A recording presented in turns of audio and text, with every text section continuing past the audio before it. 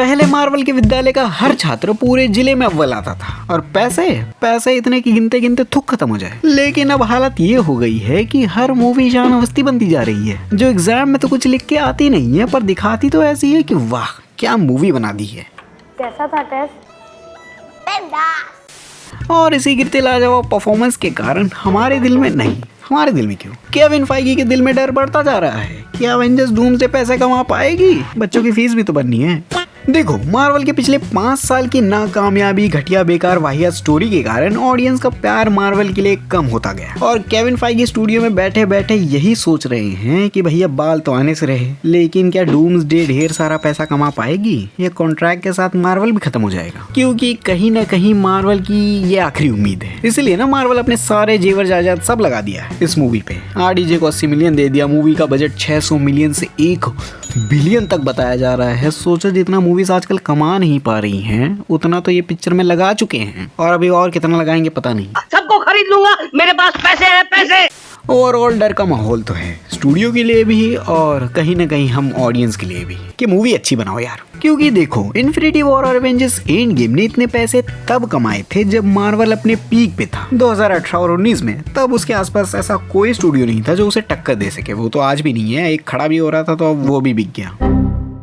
Marvel उस वक्त कुछ भी दिखाता था, लोग देखने जाते थे। इस बात को ऐसे समझो तब इस कन्या के चलचित्र ने भी 1 बिलियन का मुंह देखा। हालांकि वो डिजर्व नहीं करती थी लेकिन देखा क्योंकि जनता सपोर्ट कर रही थी और उनमें मैं भी था। खैर गलती इंसान से ही होती है। तब बच्चे बुढ़े नौजवान सभी सुपर हीरो मूवीज की बात करते थे। बच्चे थियरीज बनाते थे और बुढ़े प्रार्थना करते थे कि भगवान बस एवेंजर्स एंड गेम तक जिंदा रख ले। पर आज वही बच्चे MCU को MCU बुला के चिढ़ाते हैं। किसी ने सही कहा है, वक्त बदलते देर नहीं लगती और MCU का वक्त भी बदल गया लेकिन बुरे डायरेक्शन में, जिसका रिएक्शन ये हुआ कि जनरल ऑडियंस का इंटरेस्ट वैसे ही कम हो गया जैसे तारक मेहता की रेटिंग्स। अब तो बबीता जी भी अच्छी नहीं लगती, इतना सारा प्लास्टिक सर्जरी जो करा लिया है। ओम बबीताय नमः, ओम बबीताय नमः। लोग अब उतना सुपर हीरो कंटेंट देखना नहीं पसंद कर रहे हैं। अब वो सुपर हीरो मूवीज थिएटर्स में तभी देखने जाते हैं जब उन्हें सच में लगता है कि हाँ ये मूवी कुछ दिखाएगी, क्योंकि दुनिया बचाने में अब जनता का कोई इंटरेस्ट नहीं है। अब जनता कहती है अबे हो जाने दो खत्म दुनिया, क्या ही रखा है दुनिया में, अबे 26 में तो दुनिया खत्म है। अब इसका मतलब ये नहीं कि डूम्सडे नहीं चलेगी, ऐसा होना नियर टू इम्पॉसिबल है। यही तो खासियत है एवेंजर्स मूवीज की, जो स्टूडियोज को एक गारंटी देती है कि लोग देखने जाएंगे, इसलिए ना स्टूडियो इतने सारे पैसे लगा रहा है। ऐसी बहुत कम मूवीज होती हैं जो अपने साथ एक गारंटी का स्टैंप लाती हैं कि वो 100% बॉक्स ऑफिस पे चलेंगी, और एवेंजर्स उन्हीं मूवीज में से एक है जो गारंटी देती है कि हाँ भैया हम पैसा कमा के देंगे, विश्वास रखिए हम पे। 25 दिन में पैसा डबल। अब हर कोई जेम्स कैमरॉन नहीं होता ना जो स्टैंड अलोन मूवीज को 2-2 बिलियन लपेट दे। मुझे आज भी ये चीज सोचने पे मजबूर कर देती है कि 1997 में टाइटैनिक मूवी ने 2 बिलियन कमाया था उस जमाने में, साला जो आज भी मूवीज कमाने में हक मुद्द देती है। मानना पड़ेगा पाजी आपको, नंगी तस्वीरें दिखा के पैसे छाप दिए।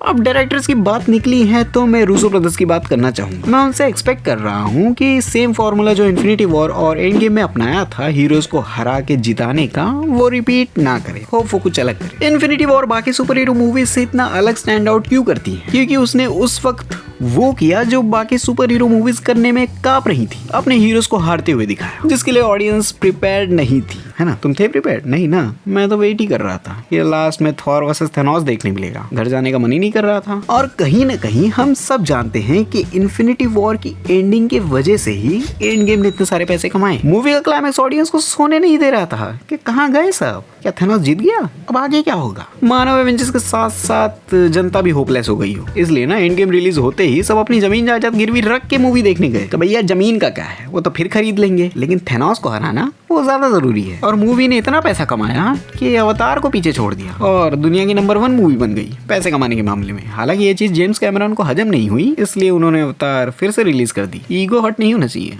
तुम्हें भुगतना पड़ेगा, बड़ा अपमान कर दिया तुमने मेरा, जवाब तो दूंगा, मैं बहुत सेंसिटिव हूँ। तो इस बार भी इन्हें ऐसा ही कुछ करना होगा जिसके लिए जनता तैयार ना हो कि डूम ऐसा कुछ कर दे कि सबके पेशाब रुक जाए, तब ही मूवी पैसे कमा पाएगी और इसका फायदा ज्यादा सीक्रेट वॉर को होगा, जस्ट लाइक एंड गेम। पर चीजें सुनने में जितनी आसान लग रही है ना उतनी है नहीं। अब इतना गुड़ गोबर जो किया है तो आसान होगी भी कैसे? मतलब ये क्या है, क्यों है? इन्फिनिटी वॉर और एंड गेम इतना अच्छा परफॉर्म क्यों कर पाई? क्योंकि 10 साल की जर्नी का कंक्लूजन और इमोशनल अटैचमेंट भी एक एंगल था। लेकिन मल्टीवर्स सागा की लोगों को पड़ी ही नहीं। मल्टीवर्स सागा साला घर के सौतेले बेटे की तरह है जिसकी कोई फिक्र ही नहीं करता। नहीं मतलब मैं इमोशनल किसके लिए हूँ, इसके लिए या इसके लिए? ऊपर से बेकार स्टोरी लाइन। पहले क्या होता था, मार्वल की सारी मूवीज एक दूसरे से कनेक्टेड लगती थी। अब इनको देख के लगता है ये एक दूसरे से कनेक्टेड है, ऐसा लगता है ये किसी और यूनिवर्स की है, ये किसी और यूनिवर्स की।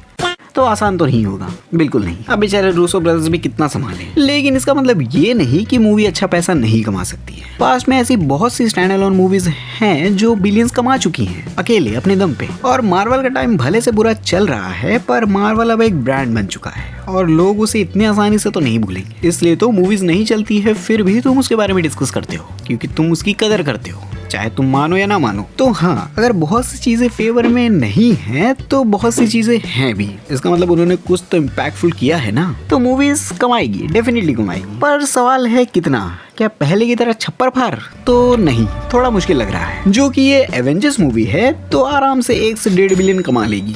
और सेम इन्फिनिटी वॉर और एंड गेम जैसा स्ट्रॉन्ग प्लॉट और वर्ड ऑफ माउथ रखती है तो 1.5 से 2 बिलियन चली जाएगी। और अगर मूवी आते आते सेम वही माहौल हाइप क्रिएट करने में स्टूडियो कामयाब हो जाता है जस्ट लाइक एंड गेम, तो डूम्सडे का तो पता नहीं, पर सीक्रेट वॉर जरूर एंड गेम जितना कमा लेगी। पर एंड गेम को बीट कर पाना वो थोड़ा मुश्किल लग रहा है, वो शायद नहीं हो पाएगा। इतिहास गवाह है, पहला पार्ट इतना ज्यादा कमा लेता है कि खुद उनके पर्सनल सीक्वल उन्हें पीछे नहीं छोड़ पाते। और आज का माहौल जैसा है वो इस चीज को और भी मुश्किल बनाता है। अब 2019 से चीजें बहुत बदल चुकी हैं। लोग कोविड ओटीटी के बाद उतना थिएटर जाना नहीं पसंद करते हैं। मेरा दोस्त खुद एक्साइटेड नहीं है डूम्सडे के लिए, उसे मैं जबरदस्ती कर रहा हूँ, कोई तो रहना चाहिए साथ में।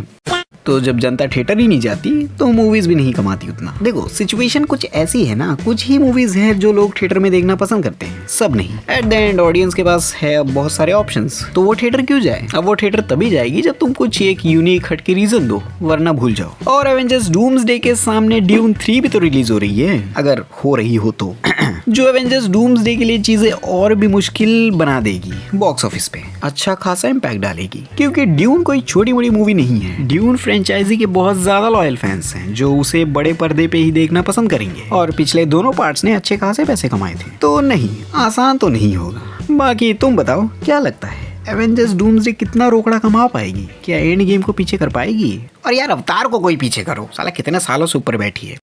तो भाई पब्लिक की पूरी डिमांड है कि कैप्टन अमेरिका इन्हीं को बना दिया जाए, मगर इनके दिमाग का कोई भरोसा नहीं ना। भांग बोस जाता है पूरा। ये को अपनी पूरी स्क्वाड पेल दे, को पूरी एवेंजरी को पेल के चले आए, विलन के साथ मिल जाए जाके। इनके दिमाग का भरोसा नहीं ना, इसीलिए तो इनको बनाया नहीं जा रहा। साथ ही नो वे होम के बाद क्या हमें फिर से तीनों स्पाइडरमैन एक साथ देखने मिलेंगे एवेंजर्स डूम्सडे में? इस वीडियो पे क्लिक करो, बतियाते हैं। तब तक के लिए बाय।